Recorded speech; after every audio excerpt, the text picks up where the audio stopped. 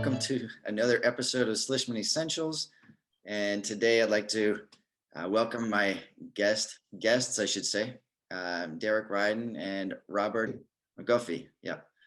Without going too far into my own story, let me just go into Derek's story here. And for starters, Derek, as an engineer as opposed to medical person, if you're standing at a trade show and you have your Blizzard product there, and I am walking by trying to not make eye contact with you, how would you reel me in, and how would you deliver your 2-minute pitch?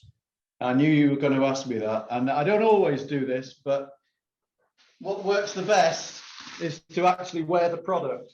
All right. So I'm going to put this on now.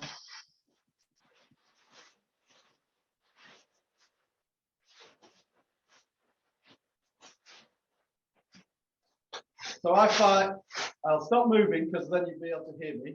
Because if I move, it's like a packet of potato chips. Yeah. But I find if you look like this, people will talk to you, if only to laugh. Okay. All right. The problem is it gets too hot. So if you don't mind, I'll take it off now. Yeah, no, fair enough. And so now that I am I'm sucked into the Blizzard vortex, what is the sell? Why would I want to purchase this as opposed to your average space blanket? Yeah, I mean, the short message is that hypothermia is critical in pre-hospital trauma, in the care of it. And it's not a nice to have. It's not a matter of keeping somebody comfortable and warm. It actually introduces clinical complications which kill people and increase mortality. So this isn't a comfort issue, it's a clinical issue. And frankly, most products on the market don't deliver in terms of warmth. Blizzard does. I'll show you the evidence and the graphs and so on later. But there are products out there that, frankly, I feel it's irresponsible to promote them as hypothermia treatments just because they simply don't deliver enough warmth. Blizzard blocks radiation, reflection, conduction, and we use TOGs in Europe to measure warmth, and ours comes out about 7 TOGs. Most of the competition comes out about 1 or 2. So that's, you got a factor of 3 or 4 there. I have not heard that unit before. What is the unit? A TOG, T-O-G. It was originally developed for the clothing industry, originally for shirts, apparently, a long time ago. Now it's mainly used in Europe for bedding, for quilt. A quilt on a bed would be somewhere between 4 and 12 TOGs. So 4 for a light one, 12 or 14 for a big heavy one. Okay. So our product is about half the warmth of a typical average weight bed quilt, of a thick bed quilt. Okay. And so what got you started on this? I mean, was there a light bulb moment, or was it a gradual evolution? Well, it didn't start out as a medical product. I think I was explaining a bit to you before we went on air, as it were. I'm from an outdoor pursuits background, walkers, climbers, and so on. And I was looking at my notes before this. I was thinking about this as far back as 1985. So at that time, if you got into difficulties in the hills, in the mountains, there was a very limited range of products you could use. I've got a couple of examples here. This is what people call a space blanket. So it's just a single layer reflective film. If you've ever tried to sleep in one, it's horrible. It's cold, it flaps around, it tears. The only good thing about it is just how small it is. But if you actually need to use it, it doesn't work. Then you get the sort of orange Polythene Survival Bag, which is just a great big polythene bag that you could climb inside.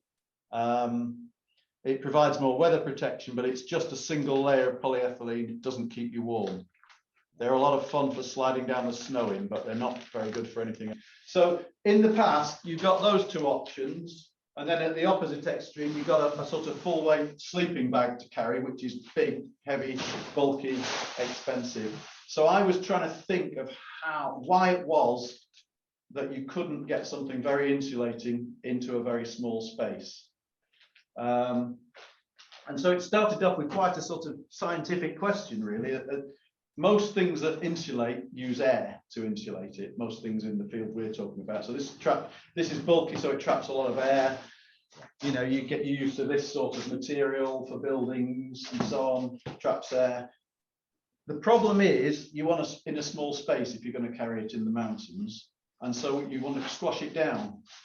When you squash this, you're actually squashing it into a thin layer, which is a bad insulator. Right. You're going to squash it, and then you're asking it to jump back and get big again when you want to deploy it. And that's a big ask. And this is sort of goose down. This does quite a good job, but it's very expensive. It's not a disposable. So one of the things I was thinking about was trying to have a structured product, a structured material that would unfold in a structured way to trap air. Because let me draw a picture. So we thought about sort of concertinas, that sort of thing. Can you see that? Yeah. Yep. Okay. Yeah. So if you could make a structure something like that, it contains a lot of air, but there's very little material there. So when you squash it, it would, you know, be very small and light to carry. So that was the thinking, but it took a long time to make any headway with that. I went down a blind alley for a long time with sort of wadding, batting materials. I thought if this is your material, if you could make all of the fibers in it stand up like that, and then you could compress it that way, instead of that way, you know, you wouldn't be damaging the insulating thickness. I spent a lot of time working on that, years in fact. But then I came back to another idea, and almost by chance I put elastic in it. And suddenly, once it had elastic in, so essentially it was going back to this structure, but with a layer of elastic in the middle. And the elastic, so I'll give you a picture. Right, can you see this? Yes. So this is essentially our material. And there are 3 layers of thin film. Yeah. Most of them reflective. But what makes it work, and you probably can't see them on the camera, is little strands of elastic inside. But if I do it like this, you can see it stretches, and you let go and it shrinks. So once the elastic was introduced, it suddenly started working and behaving, because earlier versions didn't. They fell apart, they weren't warm enough, etc., etc. So that is the fundamental invention, and we call it Reflexcell. Your early prototypes, were they how did you build those early you come from an engineering background, right? Yeah, well yeah, you've identified the problem, because what I've just shown you is a product. Right. I have no idea how I would even start. Like if I saw the product, yeah, and I said I want to build that, I don't even know where I'd start. Yeah, well, it requires so first was to invent the product, but then we had to invent the process in order to manufacture it, and it was pretty hit and miss. Good.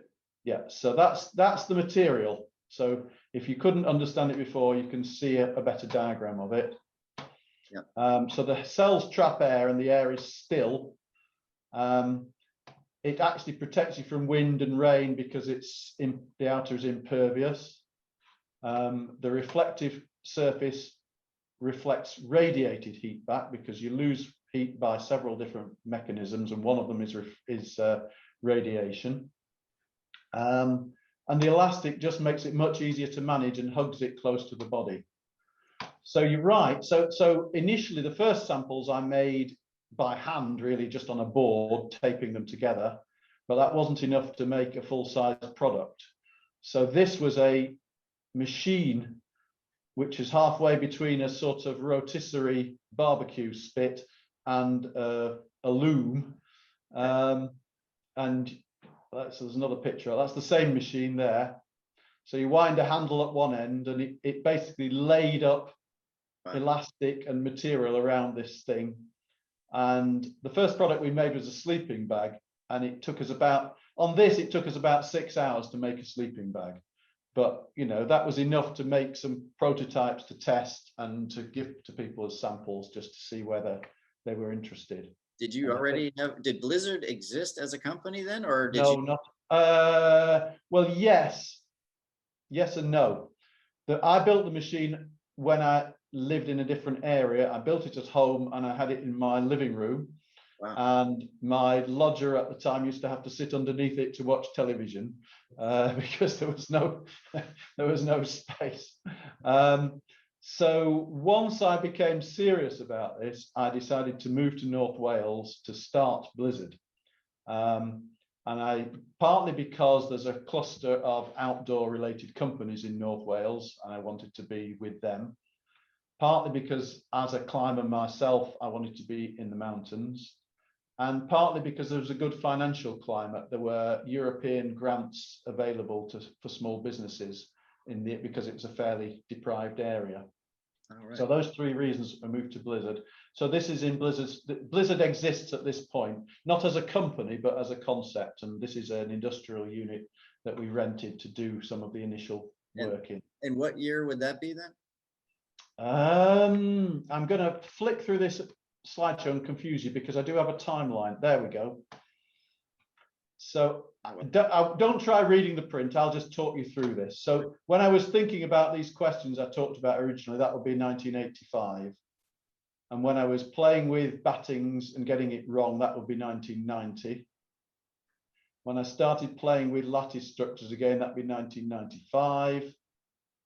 And I built a wooden machine, not the one you saw there, in 96, but the elastic came in 97. And the wooden machine you just saw then would be 1998. Moved to North Wales in 99. Formed the company in 2000. And then when it talks about a machine in 2001, that's a real industrial machine, which I'll show you a picture of in a minute. But this, yeah, my mind is gone. I've gone straight to, I see profitability 2007. So yeah.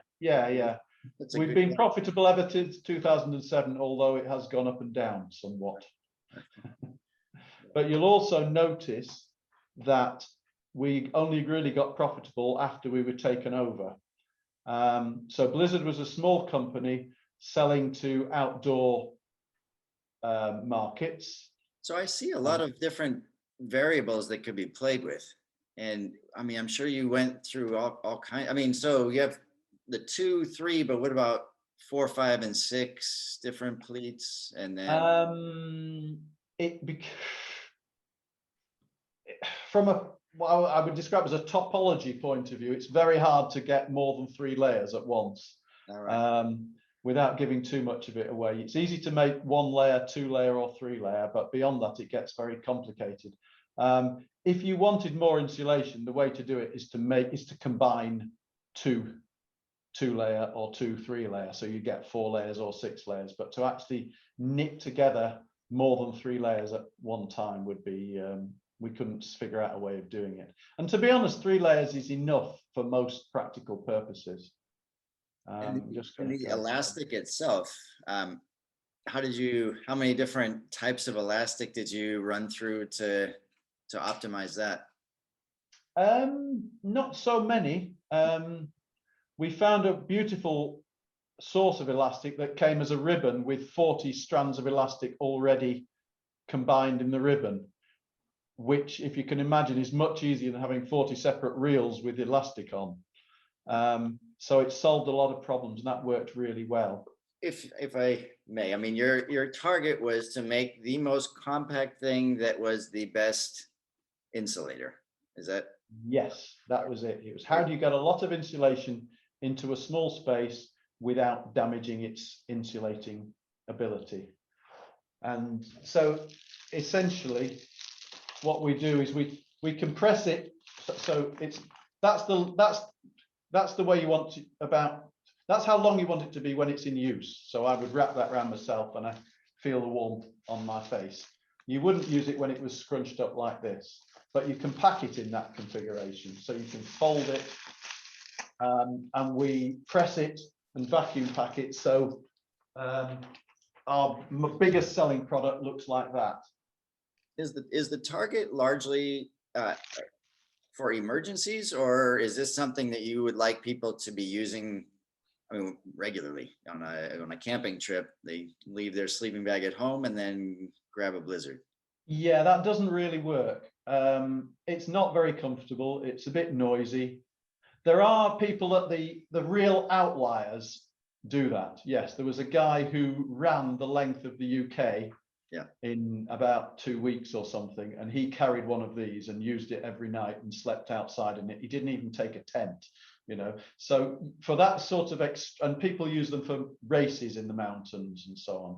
But as a substitute for a regular sleeping bag, no, it doesn't make sense. About the time that Persis invested in us, which was about 2005, that was the time that the medical community became really aware of the lethal triad and the fact that it, you know, keeping people warm wasn't just a comfort issue. And suddenly the US military was interested.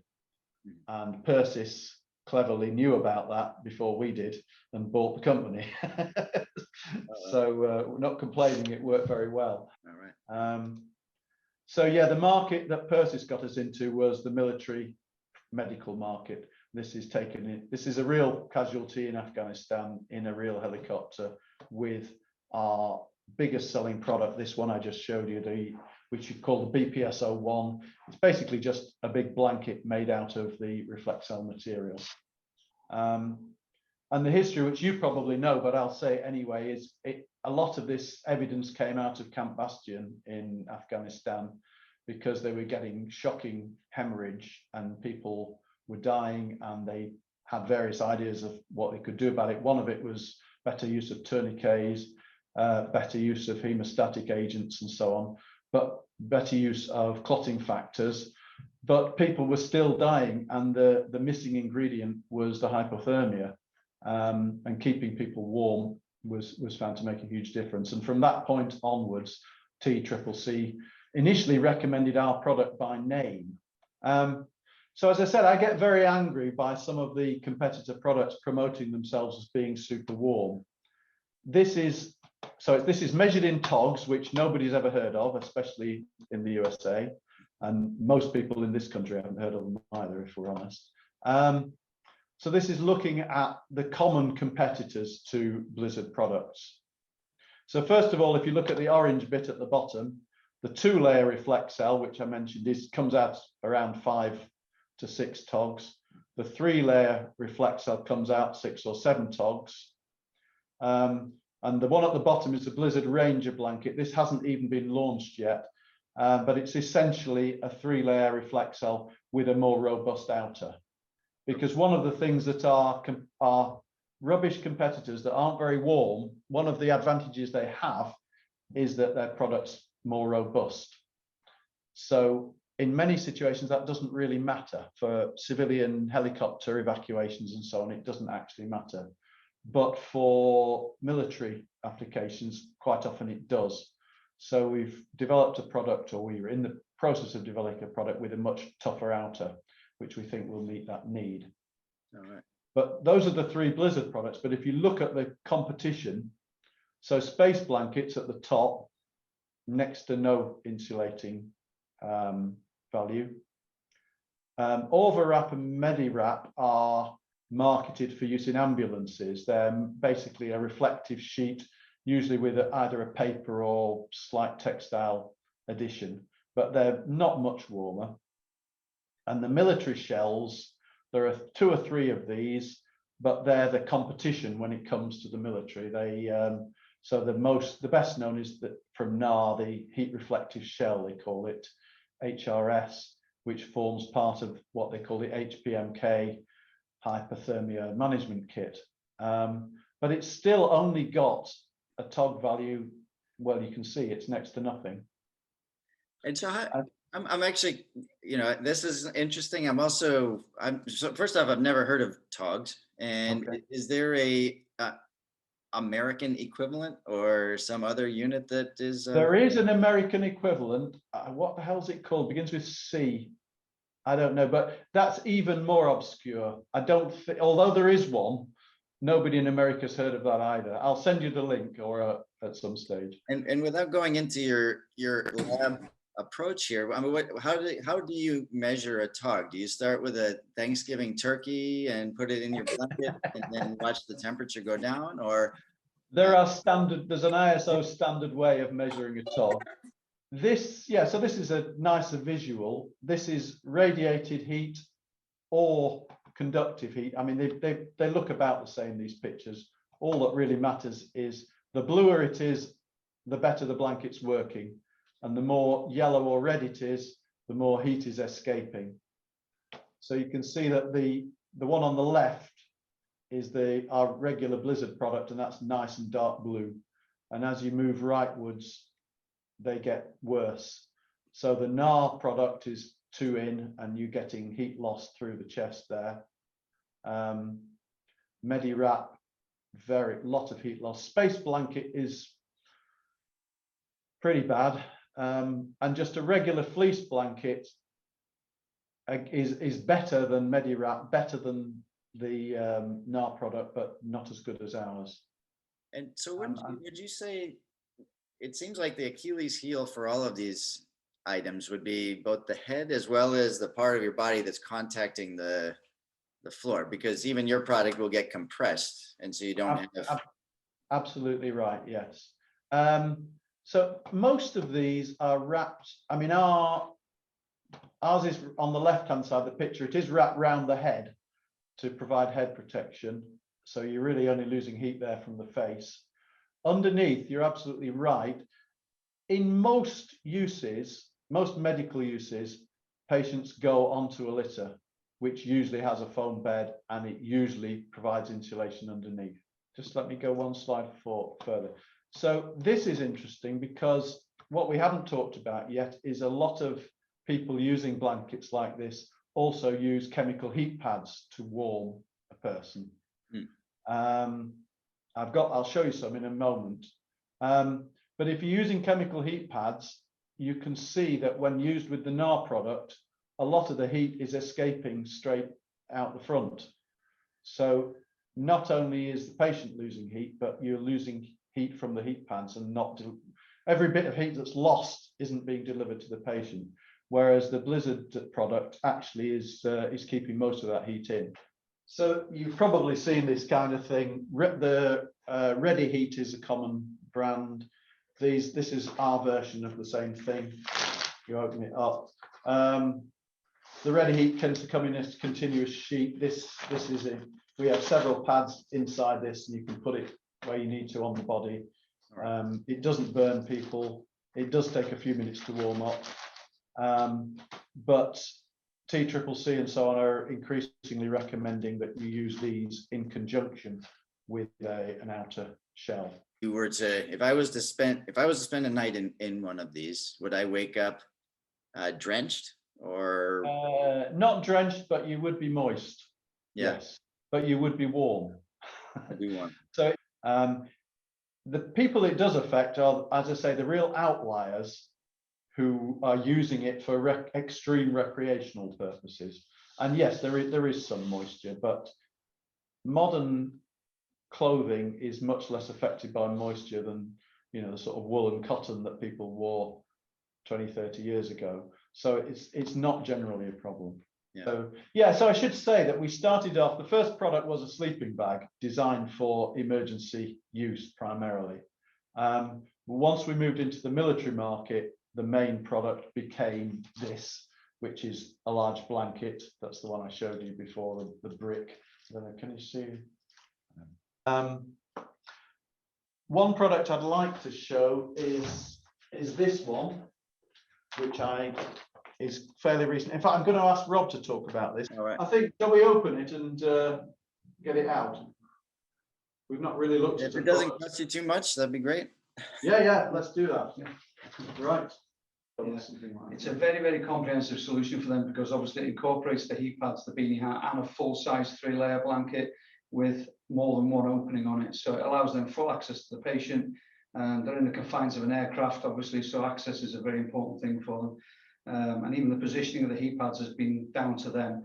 So even the location of the heat pads that suits their litters and their stretchers so that the straps don't impede them and things like that. So the beanie hat comes in a different color so that they can tell where it is, because it gets lost a little bit if it's the same color within the product.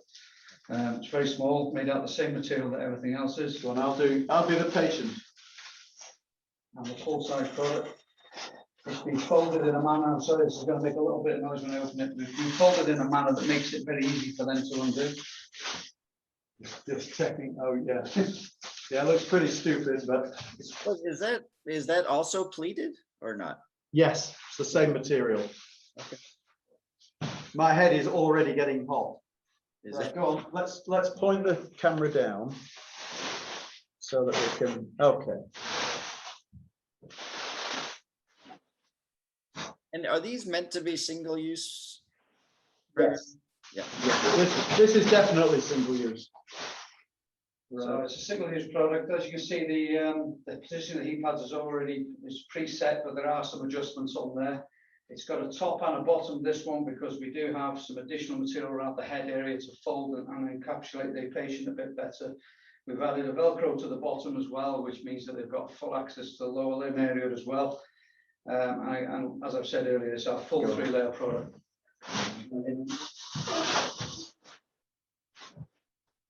The right height. Yep, that's fine.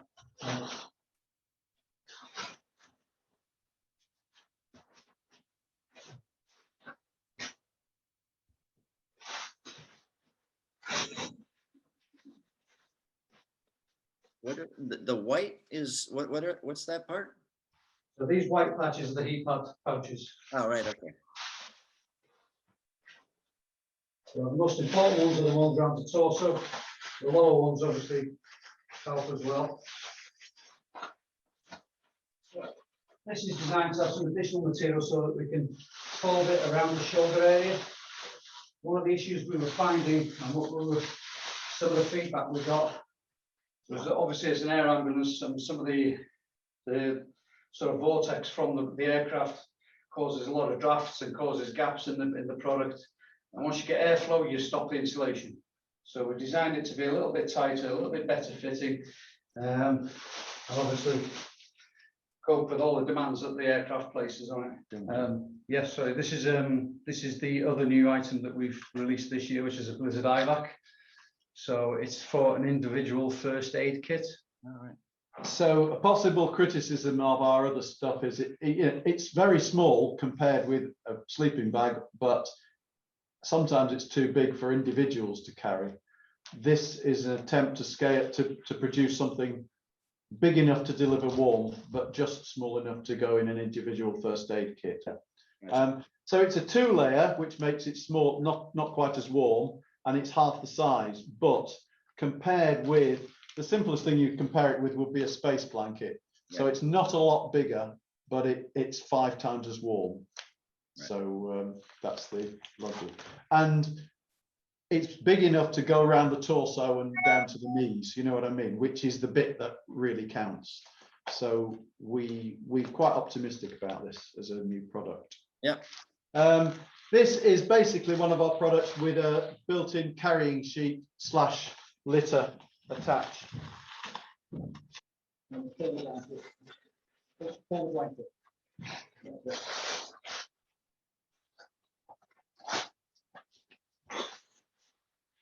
Okay, so just pull it full width and you can see how big it is. So it's a huge blanket, big enough to go around a big guy with all his kit. But on the back, we've got a built-in litter so that you can carry somebody more effectively than you would otherwise be able to. Right. I know that there are new regulations that are coming out, and I've spoken with the CE representatives there, and it seems like everybody is just up in a spin trying to. So how does that affect your product being? Well, you're right. There is a sort of perfect storm going on right now. One is that you're right, they've changed the CE regulations. 2 is that we're now out of Europe, so that complicates things a little bit. But 3 is that in the past, Blizzard hasn't been a medical device manufacturer. Our products have been CE marked as PPE, as personal protective equipment. But we've now bitten the bullet, and we are now from this week, I think, is it? When does it start? It is indeed this week, As yeah. from this week, we are medical device manufacturers, and all our products are CE marked as medical devices. And I don't know, do you want to talk about it, Rob? It's been a nightmare, but it's exactly what we're doing this week. I completely agree with what you've said earlier. It has been a bit of a learning curve for everybody, and I think everybody is playing a certain amount of catch up at this moment in time. So when you do talk to the CE providers, you know, or the representatives within Europe, they're all in the same boat pretty much. So even when we've struggled a little bit and tried to look elsewhere for additional help, it's not really available because everybody's struggling equally, I think. So yes, it is an issue, and it's something that everybody's having to catch up on quite quickly. So yeah. Someday you and I should just have a chat. I can go into a lot more detail about the engineering and the, you know, the testing and the design and stuff, but I don't think this is the place to do that. Yeah, no, that'd be great. This is one of my favorite parts about doing these interviews is meeting people elsewhere, but also inventors who have ideas and lots of different unusual directions. So, but yeah, thanks for doing this. This has been great. No, Really a interesting real stuff. pleasure.